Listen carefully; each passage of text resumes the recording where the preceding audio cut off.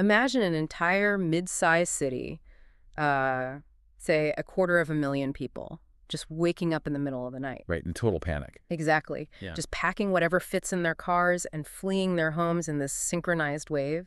And right behind them, a wall of fire stretching the length of Manhattan is just consuming the landscape. It's terrifying to even picture. It really is. And it's generating heat so intense that it is actively creating its own weather system.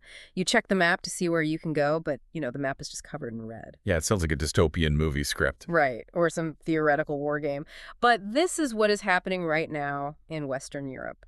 Welcome to the deep dive. We have a singular, really massive focus for you today. We really do. We are pulling apart a comprehensive situation update from the Daily Tech Reader. This is dated July 27, 2026, and it details the unprecedented wildfires currently tearing across France and Spain. Unprecedented is almost an understatement here. For sure. And our mission today is to look past the smoke, past that overwhelming imagery, and really understand the staggering logistical, human, and international coordination required to fight a disaster of this absolute magnitude. Because, treating this purely as a forestry issue or like an environmental fluke, it completely misses the reality on the ground. Yeah, exactly. What's fascinating here is how this completely reframes the event.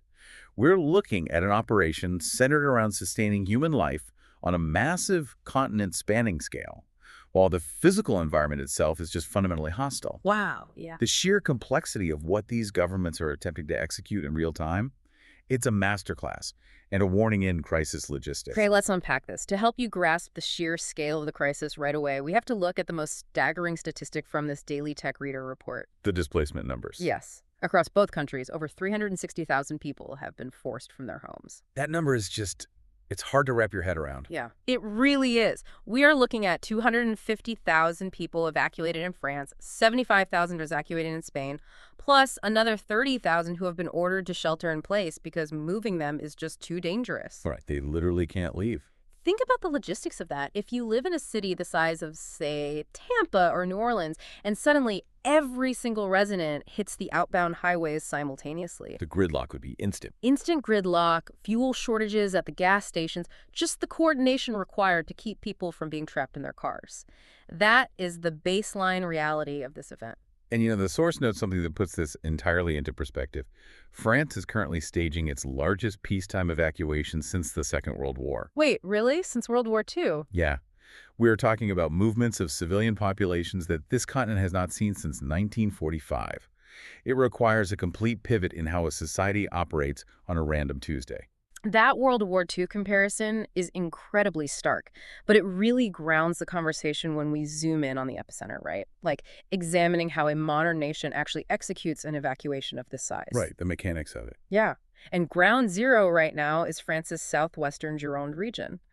The report details that just overnight moving from Saturday into Sunday, 55,000 people were evacuated from that specific area. Just overnight. Yeah, in Gironde alone, 42,000 hectares of land have already burned. And moving 55,000 people in the dark with a rapidly advancing fire front is a logistical nightmare. I can't even imagine. The speed of the fire's destruction dictates the speed of the evacuation.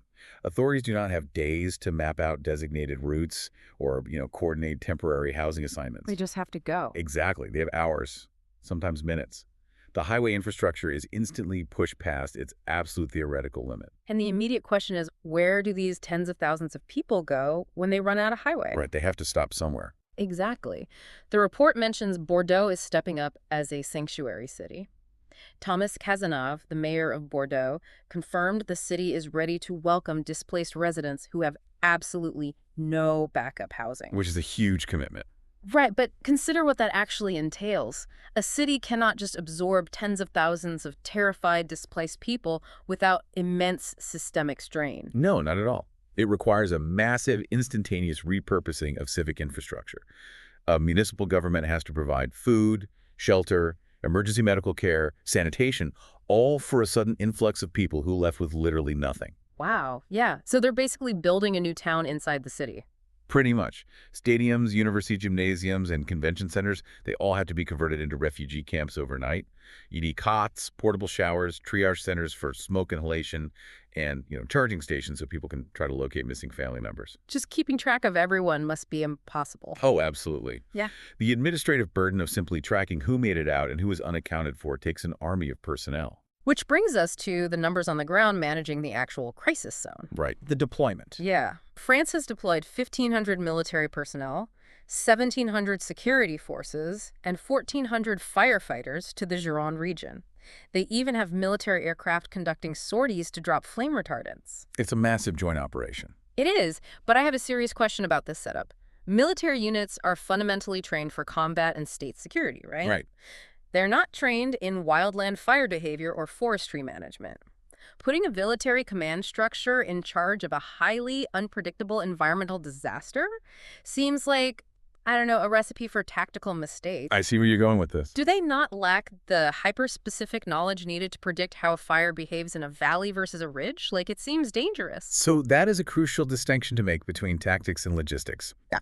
You are entirely correct that a local fire chief knows far more about how a fire will jump a specific ridge than a military general does. But a local fire chief is not equipped to manage a massive supply chain. A civilian fire department doesn't have the internal infrastructure to sustain a war of attrition across 42,000 hectares. Ah, I see. Think about those 1,400 firefighters on the line. They need constant, uninterrupted resupply. They need hundreds of thousands of gallons of water, diesel for their engines, replacement hoses, food, and, secure radio frequencies that don't overlap and crash. So the military isn't out there to tell the firefighters how to spray water. They are there to build the supply chain that keeps the firefighters alive. Precisely. They bring a command and control structure that's built for the chaos of a war zone. The military handles the logistics, the heavy air support, and the communication arrays. That makes a lot more sense. Yeah. And meanwhile, those 1,700 security forces, they are holding the perimeter. They are managing the panic traffic flow of those 55,000 evacuees and preventing looting in the abandoned towns. Wow, okay. You need all three prongs. The local tactical firefighters, the heavy military logistics, and the civilian security operating a unified command structure. If any one of those pillars fails, the entire operation collapses. So France is effectively running a wartime domestic operation just to hold the line. Exactly. But if a nation with France's resources is stretched to its absolute limit, relying on military logistics just to maintain order, what happens when a neighboring nation is simultaneously pushed even further? And that's where we look at Spain. Right. The situation in France is a managed evacuation. The situation in Spain is described in the report as a beyond capacity crisis. The contrast is really severe. Spain has officially declared a national emergency. Across Avila and the Madrid region, the source outlines that nearly 45,000 hectares have been scorched. That's massive. It is. To visualize that, imagine an area larger than the entire city limits of Denver burning uncontrollably. Oh my God. And that scale of destruction has forced around 90,000 people in those Spanish regions to either evacuate or shelter in place. The language from the officials on the ground in Spain is completely devoid of optimism, too. Carlos Novillo, he's Madrid's regional emergency management chief. He went on the record stating the fires near the capital are actively at their peak. Yeah, his statement was pretty grim. He explicitly stated the fires are beyond the capacity of firefighters to contain. And, when an emergency management chief uses a phrase like beyond capacity, it is a highly specific technical assessment. It's not just a figure of speech. Not at all. It means the standard operating procedures have entirely failed. It means that even if they successfully deploy every single resource available, the fire's growth rate exceeds their suppression rate. So what do they even do? They are forced into a posture of triage. They are looking at maps and making brutal calculations about which towns can be defended and which forests or even structures must just be abandoned to burn. And they are fighting a multi-front war here. Out in the eastern Castellón province along the coast, they are battling separate blazes where erratic winds are crippling the containment efforts. The wind just makes everything unpredictable. Yeah. But the most alarming threat detailed in this update is happening west of Madrid. There are two massive blazes actively touching along a 14 to 15 kilometer strip near a town called San Martín de Valdeiglesias. That's a huge front to manage. It is. For scale, a 15-kilometer strip of fire is roughly the distance from the top of Manhattan to the bottom. Wow. But the danger isn't just the length. When two massive fires merge, it operates a bit like opening the draft on a wood stove. It's like two massive storm fronts colliding. If these fires merge, they don't just add together. Right, the compounding effect. Exactly. They multiply their intensity and create their own unstoppable weather system. It's terrifying. When two distinct fire fronts get close to each other, they begin to compete for oxygen. They literally suck the air from the space between them, creating a massive wind tunnel effect. Is it eating itself? Yes. That vacuum hyper-accelerates the burn rate. They don't just add their heat together, they multiply their intensity. And that intense, localized heat creates a massive updraft. It pulls ash, smoke, and moisture high into the atmosphere, creating a pyrocumulus cloud. Fire creates its own weather system. Literally. Those clouds cool in the upper atmosphere and can generate dry lightning, which strikes the ground miles away and starts even more fires, all while producing gale force, erratic winds at the base that make aerial firefighting nearly impossible. If we connect this to the bigger picture, that specific mechanism, the threat of the pyrocumulus cloud and the merging fronts, it really explains the Spanish government's drastic strategic countermove. Right. Local fire departments, no matter how brave they are entirely outmatched by a fire generating its own weather system. As a result, Spain's military emergency unit has stepped in and seized single command of both fires. So they completely took over. Yeah, they are now operating under the absolute authority of the unit's chief, Lieutenant General Francisco Javier Marcos Izquierdo. Bypassing the local civilian command structure entirely, which again goes back to that tension between local tactical knowledge and centralized authority that we were talking about earlier. Exactly. But in an emerging fire scenario, centralization is the only viable tactic. When you have a 15-kilometer front of merging fire, you cannot have two different regional fire chiefs on different radio frequencies arguing over who gets the next water drop or who secures the next fuel convoy. Yeah, that would be a disaster. You need a centralized general. You need an authority who can look at the macro map, make ruthless, instantaneous decisions about resource allocation, and execute them with absolute precision. So both France and Spain are operating at or completely beyond their maximum domestic capacity. They have deployed the military, evacuated hundreds of thousands of people, and centralized their command. They are maxed out. Completely. But resources are finite. When the internal tank is empty, a nation has to look outward. This points us toward the international rescue mechanisms and the surprising ways this massive resource drain impacts everyday civilian life. Because no nation is an island, right? Especially within the integrated framework of Europe. When domestic resources are exhausted, the only remaining option is to pull the international alarm and request mutual aid. According to the Daily Tech Reader, European Commission President Ursula von der Leyen dispatched 5 aircraft and 2 helicopters directly to France. That's a solid deployment. Yeah, and meanwhile, under the EU Civil Protection Mechanism, Spain received 2 Greek CL-415 firefighting aircraft. Those planes were deployed to the Burgajondo area, which is about 115 kilometers west of Madrid. Right into the thick of it. Exactly.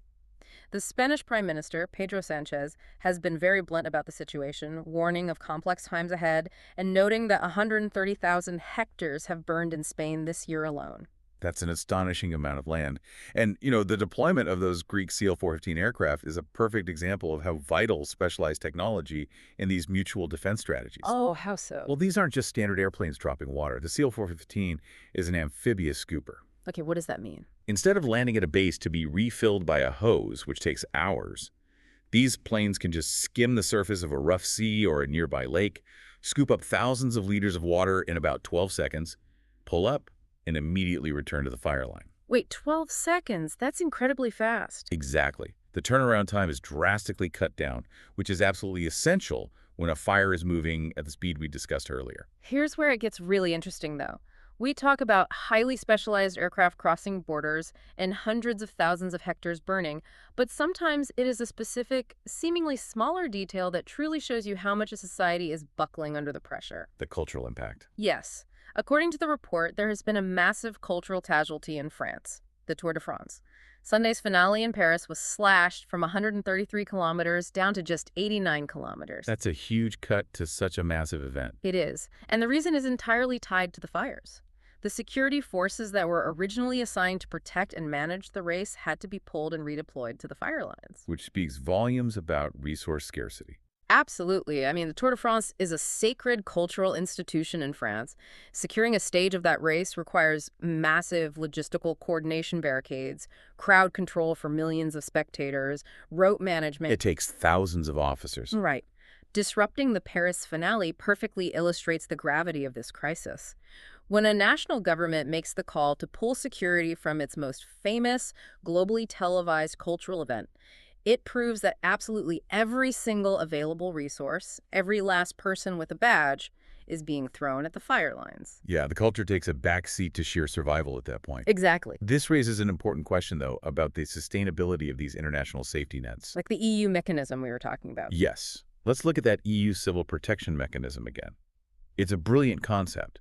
It works flawlessly when Greece happens to have a mild fire season and has spare CL-415 scoopers sitting on the tarmac ready to send to Spain. Right, when things are quiet back home. But what happens to Europe's mutual defense strategy when extreme weather forces multiple countries into national emergencies at the exact same time? It's the ultimate stress test of the system. If everyone's house is on fire simultaneously, there is no one left to hold the hose. Precisely. The entire system is built on the assumption that disasters will politely take turns. Which they obviously don't. No, they don't. If Greece, Spain, Italy, and France are all burning simultaneously, which is increasingly common with these massive continental heat domes, there is no surplus to share. So the whole net falls apart. Yeah. Spain relies on Greece, France relies on the EU Commission, but if the whole board lights up, the mutual defense network just crashes. The logistics of survival become impossible when the entire continent is operating at beyond capacity levels at the exact same moment. So what does this all mean? Let's trace our steps back for a second and look at the whole picture. We started this deep dive looking at mind-boggling numbers, 360,000 people displaced. We explored the immense logistical burden of an entire city fleeing into the night and how sanctuary cities have to instantly convert their infrastructure to absorb that shock. Right, the Bordeaux example. Exactly. Then we unpacked the military-level command structures holding the line in places like Gironde and Madrid and examined why LT generals have to take over emergency management to stop 15-kilometer walls of fire from merging and creating pyrocumulus storm systems. Creating their own weather. Yeah. And finally, we saw how these fires have forced international air fleets to cross borders and how they are altering massive cultural events like the Tour de France. And this is why paying attention to this specific crisis matters to you. It is absolute proof that being well-informed today means fundamentally changing how you view extreme environmental events. It's not just a local problem anymore. Exactly. They can no longer be categorized as localized, unfortunate issues for the people living near a specific forest. They are massive, continent-spanning logistical puzzles. A whole new scale. It is. These fires are dictating international policy, they are draining national budgets, they are redefining domestic security, and they are upending the daily lives of hundreds of thousands of people in a matter of hours. An environmental crisis of this scale is an economic crisis, a security crisis, and a cultural crisis, all happening at once. Which leaves us with one final thought to mull over after you finish listening today. Throughout this entire situation update, one distinct element stood out really sharply to me. The military. Oh, absolutely. The heavy presence of the military emergency unit in Spain, the thousands of troops deployed in France to maintain supply chains, military generals seizing single command over civilian fires. It makes you wonder, are we witnessing a permanent shift in how modern nations define the purpose of their militaries? It's a really profound thought. If holding off natural disasters now requires international deployments of specialized aircraft, centralized military generals taking over civilian operations, and thousands of ground troops just to maintain supply lines and public order in the face of megafires, Then perhaps the future of national defense isn't about fighting other nations at all. Perhaps the true war of the 21st century, the one requiring our deepest economic resources, our most advanced technology, and our greatest military logistics, is simply about battling the environment itself.